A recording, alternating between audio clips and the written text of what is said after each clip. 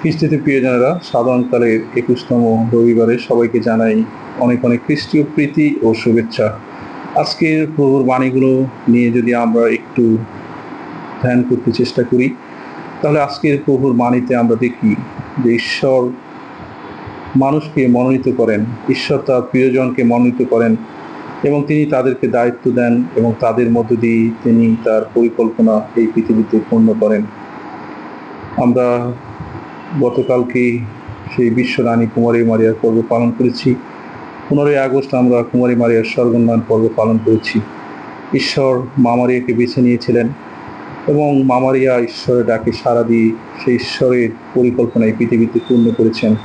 আজকের প্রথম পাঠে আমরা দেখি প্রবক্তা ঈশায়ার গ্রন্থে প্রবক্তা ঈশায়াও সেখানে আমরা দেখি ঈশ্বর তার মনোনীত সেবককে তিনি তার পদে বসালেন এবং তিনি যা করতে চেয়েছেন তার সেই মনোনীত সেবকের মধ্য দিয়ে তিনি তা করে যাচ্ছেন।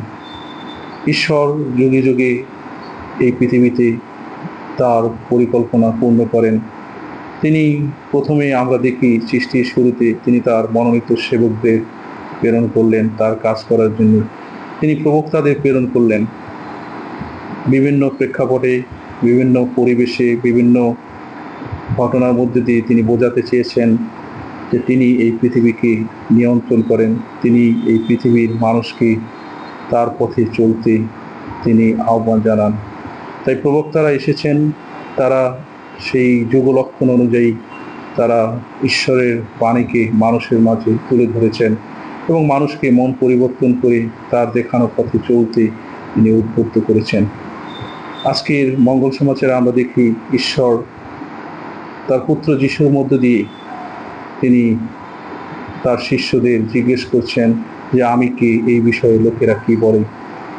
আর তার শিষ্যদের মধ্য থেকে সে সিমন পিতর তিনি উত্তর দিলেন, আপনি সেই জীবনময় পুত্র খ্রিস্ট। প্রিয়জনেরা, আমরা খ্রিস্টকে কিভাবে চিনতে পারি? প্রথমত বাপ্তিস্মের মধ্য দিয়ে, সেই সাক্রামেন্টগুলোর মধ্য দিয়ে। বাপ্তিস্মের সময় সেই পিতামাতা আমাদেরকে নিয়ে আসেন এবং বাপ্তিস্মের মধ্য দিয়ে আমরা খ্রিস্টকে অন্তরে ধারণ করি। পিতামাতা, ধর্মীয় পিতামাতা, তারা আমাদের হয়ে সেই খ্রিস্ট বিশ্বাস স্বীকার করেন এবং শয়তানের প্রলোভন, শয়তানের পথ পরিত্যাগ করার সংকল্প গ্রহণ করেন এবং খ্রিস্টীয় দায়িত্ব কর্তব্য গ্রহণ করার জন্যে তারা সেই নিজেদের সংকল্প উপস্থাপন করেন। ঠিক একইভাবে ধীরে ধীরে অন্যান্য সাক্রামেন্টগুলোর মধ্য দিয়ে খ্রিস্টের প্রতি আনুগত্য, খ্রিস্টের প্রতি বিশ্বাস এবং খ্রিস্টের কাজ করার জন্যেই আমরা মনোনীত হই। ঈশ্বর আমাদেরকে আহ্বান করেন। তাই সাক্রামেন্ট জীবনে আমরা চলতে গিয়ে আমরা ঈশ্বরের অনেক অনেক কৃপা আশীর্বাদ লাভ করি। ঈশ্বর আমাদেরকে প্রেরণ করেন এক একজনকে এক এক জায়গায়। ঈশ্বর আমাদের দায়িত্ব দেন সেই রাজকীয়, যাজকীয় এবং প্রাবক্তিক ভূমিকা পালন করার জন্যে। আজকের পবিত্র শাস্ত্রবাণীগুলো আমাদেরকে সেই শিক্ষা দেয় যে আমরা যেন যে দায়িত্ব পাই ঈশ্বরের কাছ থেকে, ঈশ্বর আমার আপনার মধ্যে দিয়ে যা চান, আমরা যেন তা সত্যিকার অর্থে নিজেদের অন্তরে অনুধ্যান করি, আমরা যেন তার পথে চলতে পারি। প্রভু যিশু বলেছেন যে তোমরা আমার নাম নিয়ে যা কিছু চাইবে বা তোমরা আমার নামে যা কিছু করবে, সেখানে আমি তোমাদের সাথে আছি, তোমাদের মধ্যে আছি, তোমাদেরকে শক্তি দেব।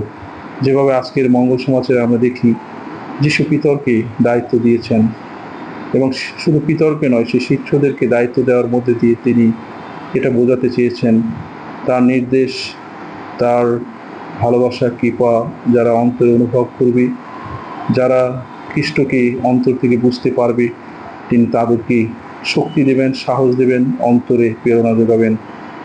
তাই তিনি আমাদেরকে তার সেই পথে বিশ্বস্তভাবে চলতে সদা তিনি আমাদেরকে সেই শক্তি, সাহস যোগান।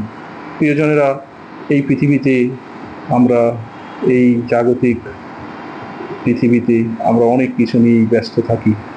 আমরা বুঝতে পারি না যে ঈশ্বর আমার আপনার মধ্যে দিয়ে কী কাজ করে যাচ্ছেন।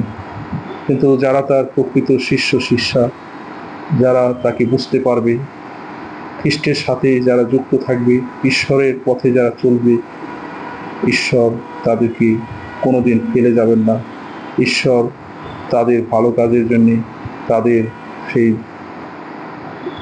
ভালোবাসার জন্যে তিনি তাদেরকে ভালো কাজ করতে শক্তি যোগান দেবেন। তাই আজকের পবিত্র শাস্ত্রবাণীগুলো আমাদের সেই শিক্ষা দেয়, আমরা যেন ঈশ্বরের মনোনীত জন হয়ে আমরা যেন জীবনযাপন করি, ঈশ্বরের সেবক হয়ে আমরা যেন ঈশ্বরের সেবা কাজে নিজেদেরকে যুক্ত রাখতে পারি। প্রেমময় পিতা, আজকের এই প্রভুর দিনে, আজকের এই রবিবাসীয় দিনে আমাদের সকলকে অনেক অনেক কৃপা আশীর্বাদ করুন, আমাদের জীবনকে সুন্দর করুন, পবিত্র করুন। আসুন ঈশ্বরের বাণী নিয়ে, ঈশ্বরের বাণী শুনে এবং খ্রিস্টের নির্দেশিত পথে আমি আপনি পথ চলি। ঈশ্বর আমাদের প্রত্যেককে মঙ্গল করুন। আমেন।